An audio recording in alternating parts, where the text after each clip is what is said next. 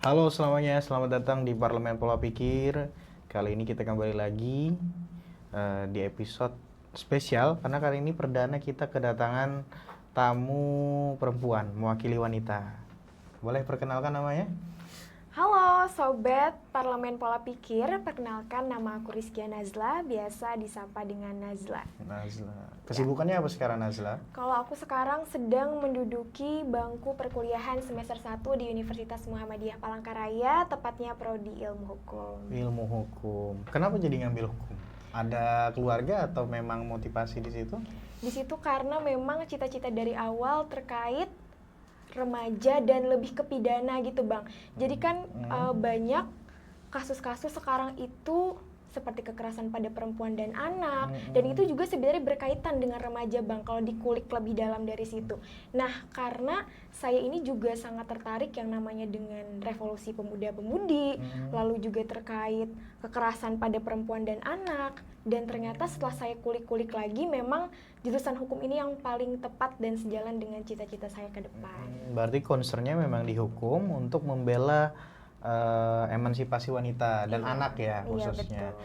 Kita tahu bahwa Najla ini juga merupakan duta genre ya di Iya, Kalteng. Boleh betul. dijelasin nggak untuk genre itu apa sih? Mungkin teman-teman ada yang nggak tahu di sini ya. Oke, baik.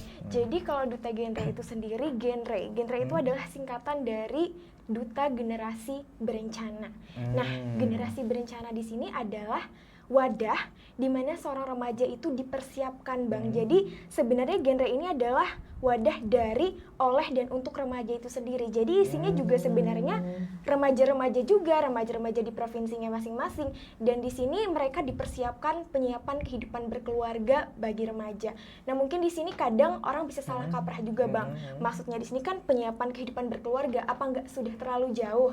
Nah, di sini sebenarnya yang perlu kita highlight penyiapan kehidupan berkeluarga itu adalah bagaimana cara kita sebagai seorang remaja itu sudah dari sejak kita remaja ini mempersiapkan yang namanya dari segi aspek psikologis kita, emosional kita sudah harus matang, lalu pendidikan kita, lalu juga secara ekonomi itu yang memang perlu kita perhatikan yang di dalam genre ini tadi Bang. Jadi harapannya remaja-remaja yang ada di genre ini nanti bisa memiliki keluarga yang sehat, cerdas dan ceria dan juga tentunya berkualitas. Berarti memang untuk genre ini persiapan untuk jauh ke depan untuk Iya, remaja betul. ya, dan juga memerangi berarti apa namanya pernikahan dini. Iya betul, termasuk kalau di genre itu ada yang namanya triad KRR. Jadi dia itu menzirokan 3 hal. Yang pertama itu adalah seks bebas, yang kedua itu adalah pernikahan anak, dan yang ketiga itu nabzah, narkotika. Narkotika. Iya, betul. Bisa menarik nih mengenai pernikahan anak. Kalau di Kalimantan Tengah kita tahu lumayan tinggi ya katanya. Iya, lumayan tinggi Bang. Terutama juga di daerah-daerah 3T itu sebenarnya juga yang masih menjadi tantangan untuk kita berikan penyuluhan maupun edukasi.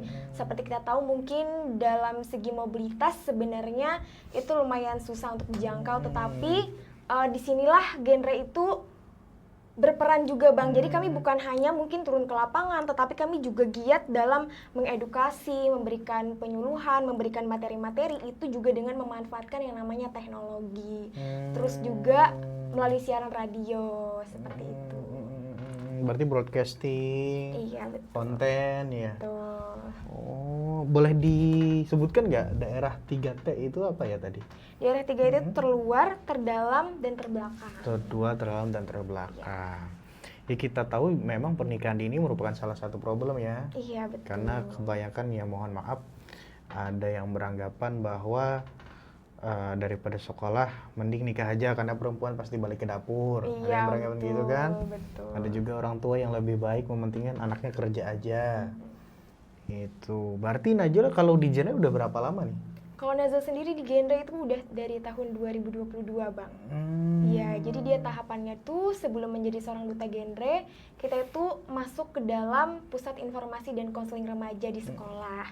Jadi setelah bergabung di pusat informasi dan konseling remaja, kita belajar materi genre, kita belajar cara memberikan edukasi, kita sudah terbekali dan kita juga bisa sebagai seorang konselor tuh Bang di situ belajar.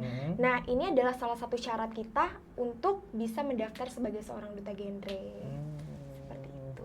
Berarti Najla ini lumayan aktif dalam kegiatan-kegiatan sosial ya, Iya, terutama betul. untuk hak perempuan dan anak. Betul. Sebelumnya apa udah ikut mungkin kayak forum anak atau sebagainya gitu? Iya, kebetulan juga Nazla pernah menjabat sebagai sekretaris di Forum Anak Kabupaten Pulang Pisau. Kalau genre itu sendiri di bawah dinas apa Najla? Liniernya? Kalau genre itu di Kemenhub Bangga, Kementerian Kependudukan dan Pembangunan Keluarga, sama halnya juga Bang, kebetulan dengan Forum Anak itu dinaungi oleh satu kementerian yang sama. Berarti dinasnya Dinas Perlindungan Perempuan dan Anak ya? Iya. Oh, Tuh. menarik nih mengenai pembahasan perlindungan perempuan dan anak ya. Dan baru-baru ini juga katanya salah satu teman kita di Universitas Palangkaraya mengalami pelecehan ya. Betul. Itu gimana Najla menanggapinya? Kalau itu memang kita tidak bisa membenarkan, dan memang kadang Bang yang namanya pelecehan seksual ini spekulasi-spekulasi orang itu simpang siur. Dan terkadang di sini juga yang kita itu kelihatan Bang, yang namanya unsur patriarki di Indonesia itu masih ada. Terkadang Masih korban kuat. juga masih bisa disalahkan Bang. Betul. Katanya pertama, mungkin karena pakaiannya, siapa suruh mengundang, atau dan lain sebagainya. Yang kedua, dari perilakunya, entah dia itu dibilang seperti menggoda atau apa, dia friendly atau apa, lalu dia dibilang seperti penggoda. Tapi di sini yang perlu kita highlight itu paling sering dibilang perempuan itu dari cara dia berpakaian. Tetapi sebenarnya itu tidak mempengaruhi seseorang itu menjadi alasan untuk dia melecehkan seorang perempuan atau siapapun. Walaupun di sini yang bisa terkena pelecehan seksual itu tidak hanya perempuan, tetapi juga bisa lelaki. Tapi memang menurut data dari Komnas Perempuan itu dominan yang menjadi korban adalah seorang perempuan.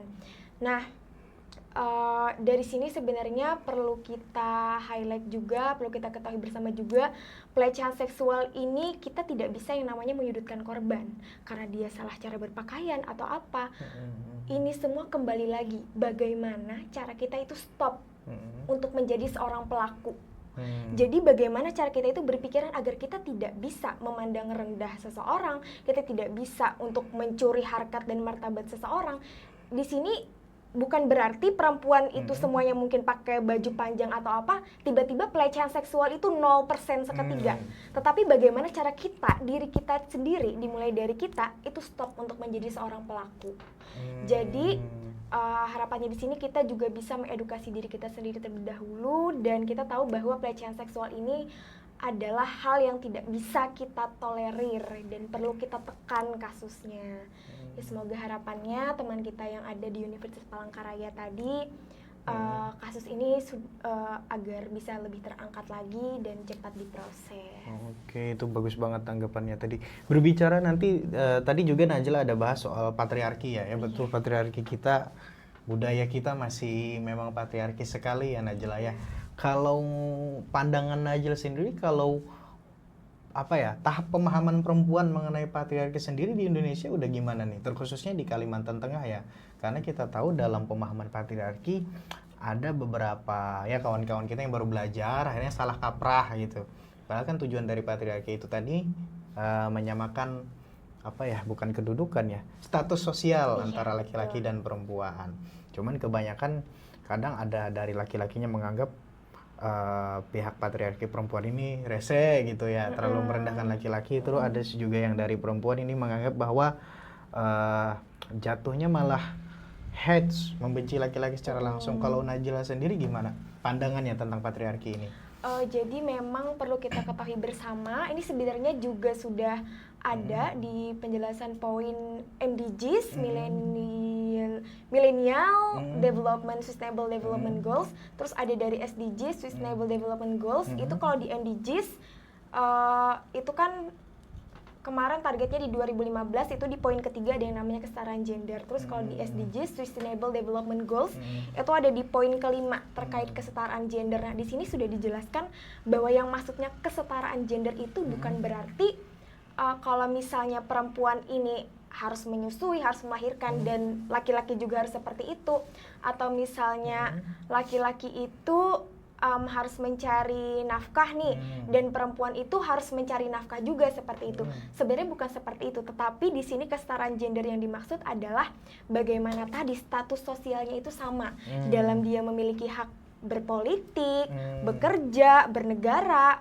Pokoknya apa yang dimiliki oleh laki-laki ini dalam dia itu memiliki hak, pokoknya seperti pendidikan, bernegara, memberikan pendapat, seperti itu. Itu bisa dimiliki juga oleh perempuan. Iya, seperti itu. Jadi bukan berarti menyamaratakan yang memang sudah menjadi kodrat seseorang itu, tetapi di sini yang perlu kita garis bawahi adalah bagaimana kita menyamaratakan hak-hak sosial yang ada pada laki-laki maupun perempuan. Nah, tadi juga kita bahas patriarki, kita bahas tentang kasus pelecehan terhadap kawan kita perempuan ya.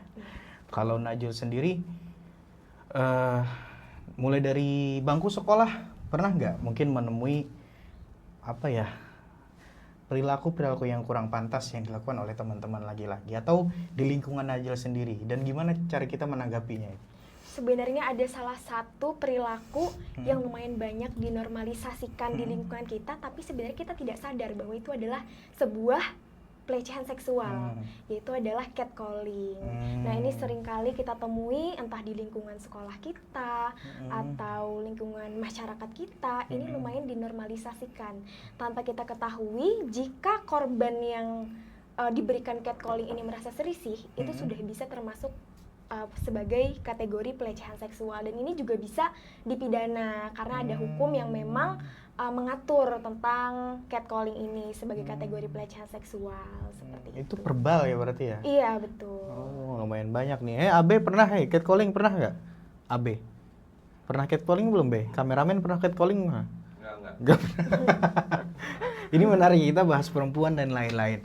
Ya, kita agak santai lagi nih. Kan ini lagi rame pasti nih aja lah ikut main TikTok nggak? Iya, main. Nah, ini kan ada siapa? Si Jule. Oh iya, Jule. Itu kan ramai banget ya, sampai dihujat orang. Iya, betul. Kasus perselingkuhan. Nah, kalau dari pandangan Najil sendiri menanggapi, ya kita bukannya menyudutkan ya. Iya. Tapi baik laki-laki dan perempuan sama kan. Ada juga laki-laki yang seperti itu. Cuman karena memang lagi naik-naiknya itu.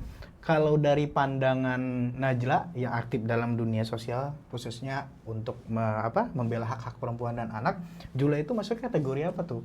Korban atau pelaku? Karena kan gini ya, kan dia dibully. Iya. Padahal dia seorang ibu, dia seorang perempuan juga. Cuman kan sanksi sosialnya sangat luar biasa. Nah, itu gimana pandangan Najla? Sebenarnya kalau kita tahu bahwa sanksi sosial itu tidak mungkin ada ketika seseorang ini tidak berperilaku demikian, seperti menyimpang itu. Iya, menyimpang. Nah, sanksi sosial ini juga kan berakibat dari memang norma-norma yang ada di dalam masyarakat itu tidak menormalisasikan hal tersebut. Contohnya mungkin kita ambil tadi Jule ya, Bang. Nah, kalau Jule ini tadi kan dia pertama melakukan sebuah perselingkuhan yang pertama kepada suaminya.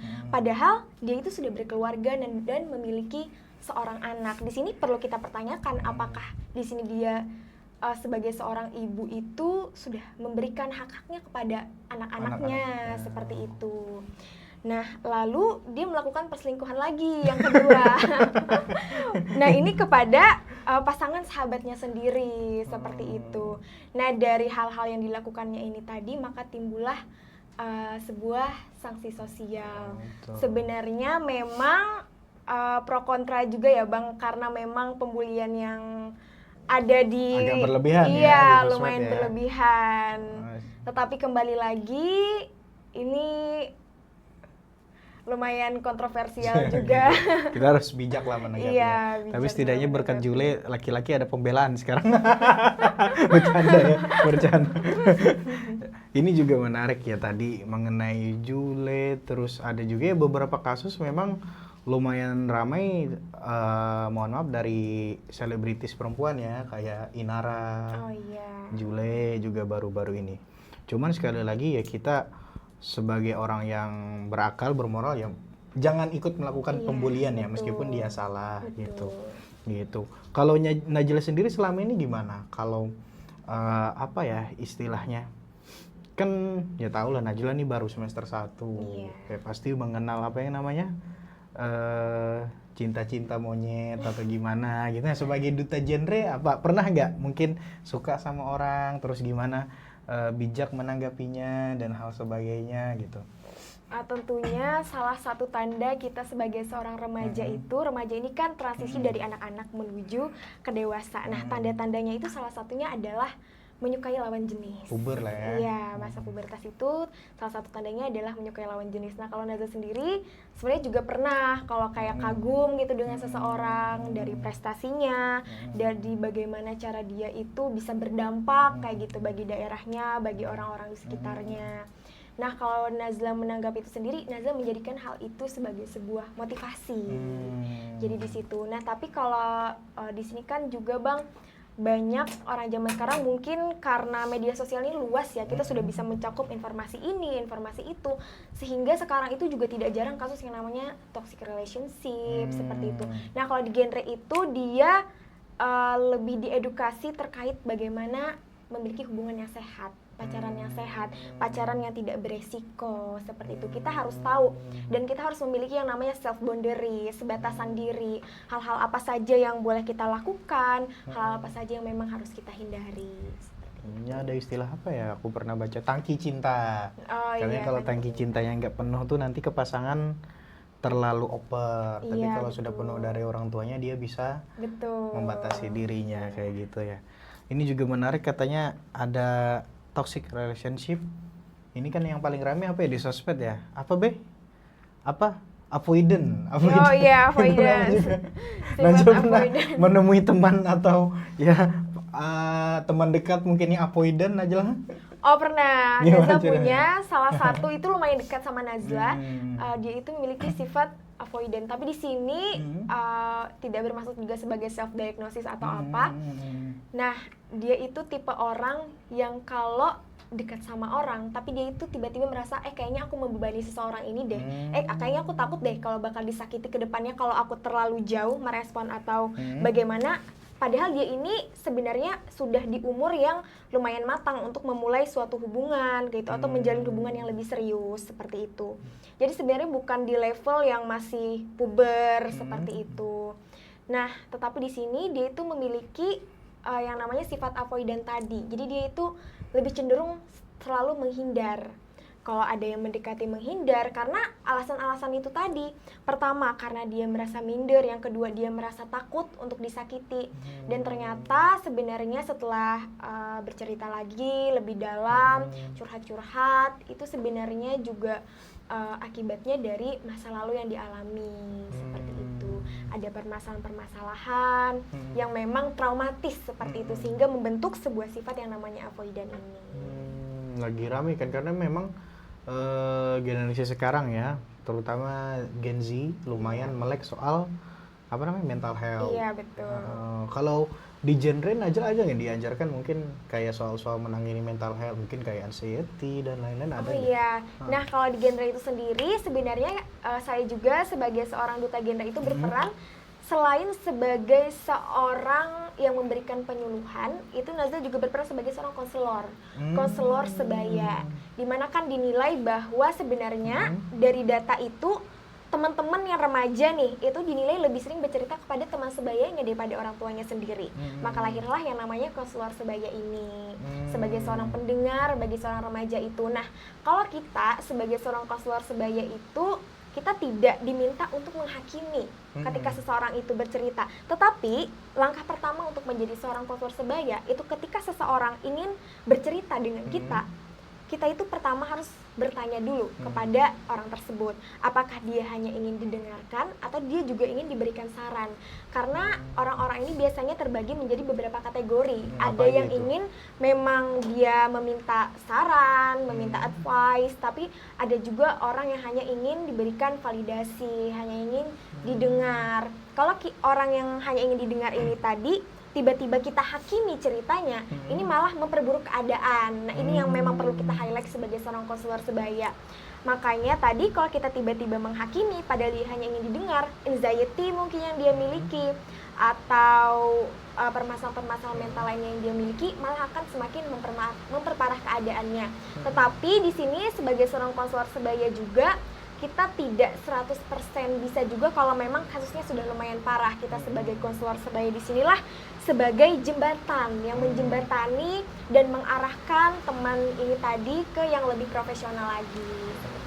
Pernah nggak Najla menangani kasus yang lumayan berat sebagai konselor sebaya ini? Atau ada ya teman atau apa ya bahasanya ya, pasien atau gimana gitu? Pernah Bang, sekali. Itu dia tiba-tiba chat di WhatsApp, dia mau curhat. Terus Nazla Deni, pertama dia curhat katanya dia dibully. Itu Nazla tanya dulu juga apakah mau diberikan saran atau cuman mau didengar, enaknya lewat chat atau mau langsung lewat telepon atau memang mau ketemu. Dan di situ dia bilang mau dibantu juga untuk sarannya aku harus apa, dan dia bisa menceritakannya lewat chat, seperti itu dia lebih nyamannya. Jadi di situ dia cerita panjang lebar dan ternyata itu kasusnya sudah lumayan parah Bang, dan itu ada di salah satu sekolah di Kalimantan Tengah. Dan itu pokoknya bullyingnya itu lumayan parah dan hampir melibatkan beberapa puluh orang juga, tidak ditemani, selalu dirundung dan lain sebagainya. Nah, setelah Nazla di sini memberikan saran yang bisa Nazla sampaikan, lalu di sini Nazla beritahukan juga kepada orang ini apakah ini mau ditindaklanjuti juga, karena kasihan dianya juga, karena dia ini kan sekolah itu sebagai tempat kita menuntut ilmu, kita menambah pendidikan kita, bukan sebagai tempat yang kita takuti gitu untuk didatangi, tapi malah harusnya kita senang saat kita ingin menuntut sebuah ilmu. Di situ yang Nazla beritahukan kepada dia. Lalu Nazla komunikasikan bersama DP3P2KB yang kebetulan itu membawahi Nazla juga sebagai seorang duta genre, dan memang ada bidang yang memang mengurusi hal itu di dinas tersebut. Nah, dinas tersebut pun langsung membuat sebuah surat seperti itu, berkunjung ke sekolahnya dan di situ melakukan komunikasi kalau ini terulang lagi maka akan dibawa ke jalur hukum seperti itu. Dan sekarang alhamdulillah orangnya juga sudah tidak dibully lagi dan dia sekarang lebih berprestasi, dan sekarang dia udah lumayan terkenal juga Bang di Provinsi Kalimantan Tengah. Tepuk tangan lah. Luar biasa Lah, itu lumayan membantu ya teman kita yang dibully, karena bullying ini juga sebenarnya isu yang penting tapi jarang disorot di masyarakat, di pemerintah kita juga ya balik lagi ya, tiap kepemimpinan ada kepentingannya tersendiri ya, beda-beda concernnya. Najla sendiri motivasinya awalnya menjadi duta genre itu apa sih? Atau memang ikut-ikut teman, atau ternyata ngelihat siapa atau temennya ngelihat, atau ada role modelnya? Sebenarnya itu dari berbagai faktor. Benar kata Abang tadi, yang pertama itu ada role model. Kalau role model Nazla itu dia duta genre Indonesia tahun 2023. Nah, itu namanya Gaharu Intra Binjani, Bang. Jadi dia ini seorang perempuan yang memang aktif dalam melakukan penyuluhan, edukasi bersama anak-anak, mau itu di daerah 3T ataupun memang di daerahnya. Dan dia juga aktif di dalam media sosial. Lalu yang kedua, Nazla dari SD itu merasa, oh Nazla ini orangnya suka yang namanya belajar bersama-sama. Nazla suka mempelajari hal baru. Nah dari sini Nazla kulik-kulik lagi, ternyata Nazla juga merasa bahwa hal yang Nazla sukai ini, hal yang Nazla miliki ini tidak bisa Nazla simpan hanya untuk diri Nazla sendiri. Hal yang Nazla ketahui ini, Nazla ingin membagikannya kembali kepada orang-orang, kepada orang di sekitar Nazla yang harapannya semoga bisa memberikan dampak juga. Pernah nggak tes MBTI nggak Najla? Belum pernah. Kayaknya dia awalnya. Nah ini juga waktunya udah habis. Last question nih Najla. Last question. Motivasi Najla aktif sebagai perempuan untuk ikut serta dalam isu-isu sosial apa sih? Tentunya motivasi awal itu pertama karena kalau membaca-baca tentang kisah pertama Cut Nyak Dien, A.A. Kartini, Najwa Shihab, Maudy Ayunda, itu sebenarnya membuka pandangan kita juga. Mereka banyak mengangkat tentang bahwa perempuan ini sebenarnya masih banyak tumpang tindihnya dengan hak-hak para lelaki seperti itu. Padahal kita tahu bahwa perempuan ini sebenarnya juga memiliki potensi bukan hanya di ruang domestik, tetapi juga memiliki potensi di ruang publik. Dalam dia menjadi mungkin seorang pemimpin, dalam dia memberikan pendapat, dalam berpolitik, maupun dalam bekerja seperti itu. Nah, dan ada dampak lain juga bahwa dari ketimpangan-ketimpangan ini tadi memunculkan yang namanya kekerasan-kekerasan, kekerasan pada perempuan, kekerasan pada anak, seperti itu. Nah, ini yang membuat Nazla juga sebagai seorang perempuan itu merasa terpanggil seperti itu, ingin menyuarakan juga dari role model ini tadi, kemudian dari bacaan-bacaan yang Nazla baca, dan tentunya sebagai seorang perempuan itu juga ingin gitu menggaungkan yang namanya kesetaraan gender.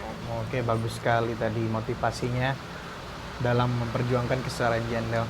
Dan terakhir, kata-kata penutup dari Najla, kata-kata hari ini. Bisa hadap ke situ, atau situ ya? Oke. Kata-kata hari ini dari Nazla. Baik teman-teman, teenager is the best of time and the worst of time. Karena kita sebagai seorang remaja ini bisa memilih waktu terbaik kita, dan juga apakah remaja ini bisa menjadi waktu terburuk kita. Maka yang menentukan masa remajamu dan yang menentukan masa depanmu adalah diri kamu sendiri. Apakah kamu ingin menentukan itu sebagai best of time atau the worst of time? Nah, di sini pilihlah best of time, dan tentunya tadi perlu kita highlight dari perbincangan kita hari ini bahwa pelecehan seksual itu juga tidak bisa disalahkan korbannya, tetapi bagaimana caranya kita itu berhenti untuk menjadi pelaku. Oke. Itu selamat malam.